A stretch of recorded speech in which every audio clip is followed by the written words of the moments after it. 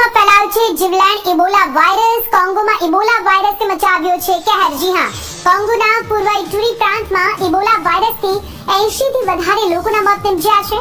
અંદાજે 250 જેટલા લોકોમાં ઇબોલા વાયરસની અસર જોવા મળી છે. વાયરસના સંકટને જોતા WHO ગ્લોબલ હેલ્થ ઇમરજન્સી જાહેર કરી દીધી છે. એક બાદ એક મોતના કારણે કોંગોના લોકોમાં પણ ભયનો માહોલ જોવા મળ્યો. છેલ્લા એક સપ્તાહથી થઈ રહેલી મોતમાં લોકોમાં પણ ડરનો માહોલ છે. કોંગોમાં ઇબોલા વાયરસ ફેલાયા બાદ યુગાન્ડામાં પણ સંકટ છે. પાડોશી દેશ યુગાન્ડામાં પણ સામે આવ્યા છે ઇબોલાના કેસ. આ સંકટને ધ્યાને રાખીને યુગાન્ડા અને સુદાનમાં એલર્ટ આપી દેવામાં આવ્યું છે. કેન્યામાં પણ ઇબોલાને લઈને તપાસ હાથ ધરાઈ.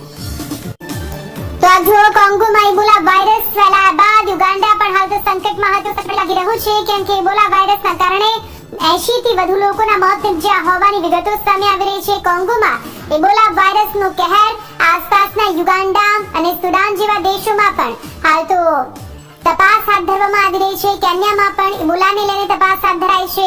ગ્લોબલ ઇમરજન્સી WHO દ્વારા જાહેર કરી દેવામાં આવી છે, કેમ કે છેલ્લા એક સપ્તાહથી એક બાદ એક મોતનો આંકડો સતત વધી રહ્યો છે. કોંગોમાં મોતનો આંકડો 80 ને પાર પહોંચ્યો છે અને હજુ અનેક લોકો છે જે ઇબોલા વાયરસના ઝપેટમાં પણ આવી ગયા છે.